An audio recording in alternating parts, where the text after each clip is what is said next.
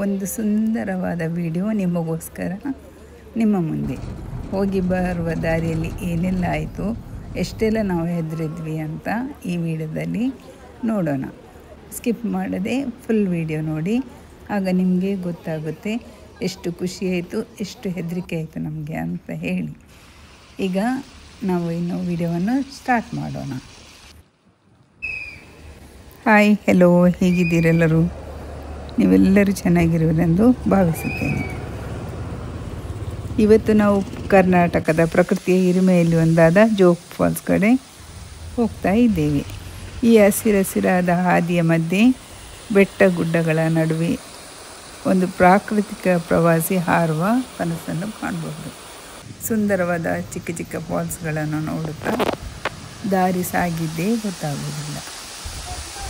ಇದು ಭಾರತದ ಅತಿ ದೊಡ್ಡ ಜಲಪಾತಗಳಲ್ಲಿ ಒಂದು. ನಮ್ಮ ಕರ್ನಾಟಕದ ಸೌಂದರ್ಯದ ಹೆಮ್ಮೆ ಜೋಗ್ ಫಾಲ್ಸ್. ಈ ಮಾರ್ಗದಲ್ಲಿನ ಹಸಿರಾದ ಬೆಟ್ಟಗಳ ನೋಟ ಮತ್ತು ಸಹಜ ಪ್ರಕೃತಿ ಎಲ್ಲವೂ ಮನಸ್ಸಿಗೆ ಶಾಂತಿ ಕೊಡುತ್ತದೆ. ಮೋಡಗಳಿಂದ ಆವರಿಸಿದ ಬೆಟ್ಟಗುಡ್ಡಗಳ ಸೌಂದರ್ಯವನ್ನು ಕಾಣ್ಬೋದು. ಒಂದು ಸಲ ಮೋಡ ಎಲ್ಲ ಕವಿದಿರ್ತದೆ, ಏನೂ ಕಾಣುವುದಿಲ್ಲ. ಇನ್ನೊಂದು ಕಡೆ ಮೋಡ ಎಲ್ಲ ಕರಗಿ ರಸ್ತೆ ಅಷ್ಟು ಚೆನ್ನಾಗಿ ಕಾಣ್ತದೆ. ಈಗ ನಾವು ಜೋಗ್ ಫಾಲ್ಸ್ ತಲುಪಲಿಕ್ಕೆ ಇನ್ನು ಸ್ವಲ್ಪವೇ ಕ್ಷಣಗಳನ್ನು ಉಳಿದಿದೆ. ನಾವು ಜೋಗ್ ಫಾಲ್ಸ್ ರಸ್ತೆಗೆ ಬಂದಿದ್ದೇವೆ. ಇಲ್ಲಿಂದ ಸ್ವಲ್ಪ ದೂರ ಹೋದರೆ ಸಾಕು, ನಾವು ಕಾಣ್ಬೋದು ಜೋಗ್ ಫಾಲ್ಸನ್ನು. ಅದಕ್ಕಿಂತ ಮುಂಚೆ ಹೋಗುವ ದಾರಿಯ ಸುಂದರ ನೋಟಗಳನ್ನು ನೀವು ಕಾಣ್ಬೋದು. ಇವತ್ತಿನ ವಾತಾವರಣದ ಜೊತೆ ಜೋಗ್ ಫಾಲ್ಸ್ ಚಮತ್ಕಾರವಾಗಿ ಹರಿಯುತ್ತಿದೆ. ಈ ನೋಟ ಜೀವಿತದಲ್ಲಿ ಮರೆಯಲಾಗದ್ದು. ನಾವೀಗ ಜೋಗ್ ಫಾಲ್ಸ್ ಒಳಗೆ ತಲುಪಿದ್ದೇವೆ. ತುಂಬ ಕೆಲಸಗಳು ಆಗ್ತಾ ಉಂಟು. ಈಗ ನೋಡಿ, ಮೋಡ ಫುಲ್ಲಾಗಿ ಕವಿದಿದೆ. ಇನ್ನು ಸ್ವಲ್ಪ ಹೊತ್ತಲ್ಲಿ ಅದು ಕರಗಿ ನಮಗೆ ಫಾಲ್ಸ್ನ ಸೌಂದರ್ಯವನ್ನು ಸವಿಯಬಹುದು. ವಾವ್, ಎಷ್ಟೊಂದು ಅದ್ಭುತವಾದ ನೋಟ, ವರ್ಣಿಸಲು ಅಸಾಧ್ಯ. ಶಿವಮೊಗ್ಗ ಜಿಲ್ಲೆ ಸಾಗರ ತಾಲೂಕಿನಲ್ಲಿರೋ ಈ ನದಿಯ ಹೆಸರು ಶರಾವತಿ ನದಿ. ಮಳೆಗಾಲದಲ್ಲಿ ಜೋಗ್ ಫಾಲ್ಸ್ ತನ್ನ ಸಂಪೂರ್ಣ ವೈಭವ ತೋರಿಸುತ್ತದೆ. ಗಮನಾರ್ಹವಾದ ನೈಸರ್ಗಿಕ ಸೌಂದರ್ಯದಿಂದ ಕೂಡಿರುವ ಇದು ಪ್ರವಾಸಿಗರಿಗೆ ಸ್ವರ್ಗದಂತಿದೆ. ಇಲ್ಲಿ ನಿಲ್ದಾಣವಿರುವ ವಿಶ್ವನಾಥ್ ಗ್ಯಾಲರಿಯಿಂದ ನೀವು ಜೋಗ್ ಫಾಲ್ಸ್ನ ಎಲ್ಲ ಭಾಗಗಳನ್ನು ನೋಡಬಹುದು. ಬೆಳಗಿನ ಜಾವ ಅಥವಾ ಸಂಜೆ ಸಮಯದಲ್ಲಿ ಹೋಗುವುದು ಉತ್ತಮ.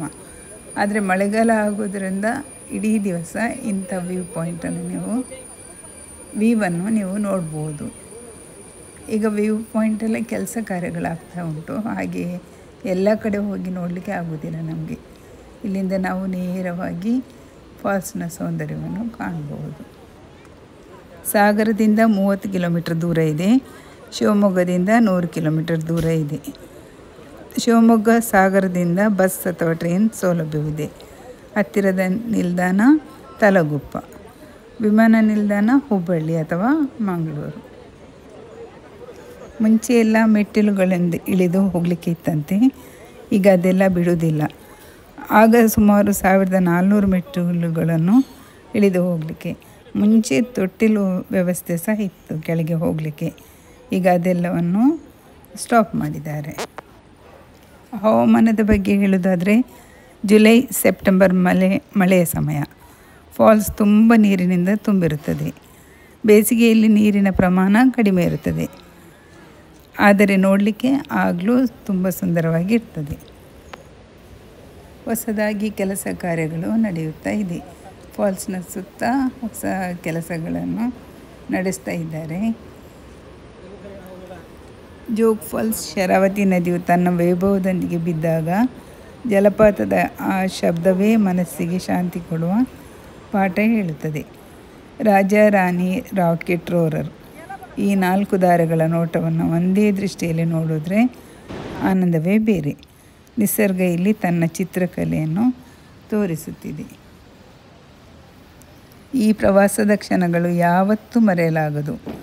ನೀವು ಕೂಡ ಬನ್ನಿ. ಪ್ರಕೃತಿಯ ಈ ಅದ್ಭುತವನ್ನು ಒಮ್ಮೆಯಾದರೂ ನೋಡಿಬಿಟ್ರೆ ಸಾಕು, ಮನಸ್ಸು ಹಸಿರಾಗುತ್ತದೆ. ಹೋಗಬೇಕಾದ್ರೆ ಇಲ್ಲಿ ತುಂತುರು ಮಳೆ ಬರ್ತಾ ಇರ್ತದೆ. ಏನೂ ಹೆದರಬೇಕಾಗಿಲ್ಲ. ಕೊಡೆ ಅಥವಾ ರೈನ್ ಕೋಟ್ ತಗೊಂಡು ಹೋದರೆ ಒಳ್ಳೆಯದು.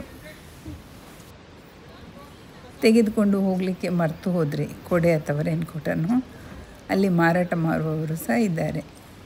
ಚರ್ಚೆ ಮಾಡಿ ಅವರ ಹತ್ರ ನಾವು ನಮಗೆ ಬೇಕಾದ ರೇನ್ಕೋಟ್ ಅಥವಾ ಕೊಡೆಯನ್ನು ಪರ್ಚೇಸ್ ಮಾಡ್ಬೋದು. ತುಂಬ ತಂಪಾದ ವಾತಾವರಣವಿದ್ದು ಇಲ್ಲಿ ಹೋಗಲಿಕ್ಕೆ ತುಂಬ ಖುಷಿಯಾಗ್ತದೆ. ಅದೇ ರೀತಿ ಈ ನೋಟವನ್ನು ನೋಡ್ತಾ ನಮಗೆ ಸಮಯ ಕಳೆದಿದ್ದೇ ಗೊತ್ತಾಗೋದಿಲ್ಲ. ಇಲ್ಲಿ ಬೋಟಿಂಗ್ ಜಿಪ್ಲೈನ್ ಎಲ್ಲ ಇದೆ. ಅದು ಇಲ್ಲಿಗಿಂತ 1-1.5 ಕಿಲೋಮೀಟ್ರ್ ದೂರದಲ್ಲಿದೆ. ಅಲ್ಲಿ ಕರ್ಕೊಂಡು ಹೋಗ್ತಾರೆ ಅವರೇ. ಬೇಕಿದ್ದರೆ ವಾಹನ ಕೂಡ ಇದೆ. ನಮ್ಮ ವಾಹನದಲ್ಲಿ ಹೋದರೆ ಅದರಲ್ಲಿ ಸಹ ಹೋಗ್ಬೋದು. ಇಲ್ಲಿ ನೋಡಿ ಬೋಟಿಂಗ್ ಮತ್ತು ಜಿಪ್ಲೈನ್ ಇದೆ. ಇಲ್ಲಿಂದ ನಾವು ಬೋಟಿಂಗ್ ಮತ್ತು ಜಿಪ್ಲೈನ್ನ ಆನಂದವನ್ನು ಪಡೆಯಬಹುದು.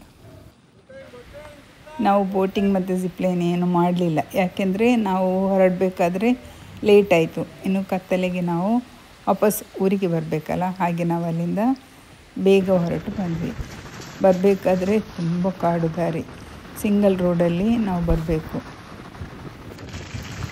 ಯಾವಾಗಲೂ ಹೊರಡೋದಾದರೆ ಬೆಳಗಿನ ಹೊತ್ತು ಹೊರಡಬೇಕು. ಅಲ್ಲಿಂದ ವಾಪಸ್ ಲಾಡ್ಜ್ ಎಲ್ಲ ಇದೆ, ಅಲ್ಲಿ ರೂಮ್ ಮಾಡಿ ಕೂತ್ಕೊಂಡು ಬರ್ಬೋದು. ನಾವು ವಾಪಸ್ ಬಂದಾಗಿದೆ, ಏನು ಮಾಡೋದು. ಅರ್ಧ ದಾರಿಯಲ್ಲಿ ಮರ ಬಿದ್ದಿದೆ. ಲೈನ್ ಮ್ಯಾನ್ ಕಂಬ ಏರಿ ಸರಿ ಮಾಡ್ತಾ ಇದ್ದಾರೆ. ಮರ ಎಲ್ಲ ಕಡಿತಾ ಇದ್ದಾರೆ. ಜೋರಾದ ಮಳೆಯಲ್ಲಿ ಈ ರೀತಿ ಕಾಡು ದಾರಿಯಲ್ಲಿ ಬರಬೇಕಾದ್ರೆ ಅದೊಂದು ಅದ್ಭುತವಾದ ನಾವು ಅನುಭವವನ್ನು ಪಡೆದುಕೊಂಡಿದ್ವಿ ಅಂತ ಹೇಳ್ಬೋದು. ನನ್ನ ಈ ವಿಡಿಯೋ ನಿಮಗೆ ಇಷ್ಟ ಆಯಿತು ಅಂತ ಹೇಳ್ತೇನೆ. ಇಷ್ಟ ಆದರೆ ಲೈಕ್ ಮಾಡಿ, ಸಬ್ಸ್ಕ್ರೈಬ್ ಮಾಡಿ ಹಾಗೂ ನಿಮ್ಮ ಫ್ರೆಂಡ್ಸ್ ಜೊತೆ ಶೇರ್ ಮಾಡಿ. ಇನ್ನಷ್ಟು ಇದೇ ಥರದ ವಿಡಿಯೋದೊಂದಿಗೆ ನಿಮ್ಮ ಮುಂದೆ ಮತ್ತೆ ಬರುತ್ತೇನೆ. ಅಲ್ಲಿವರೆಗೆ ಟೇಕ್ ಕೇರ್, ಬೈ.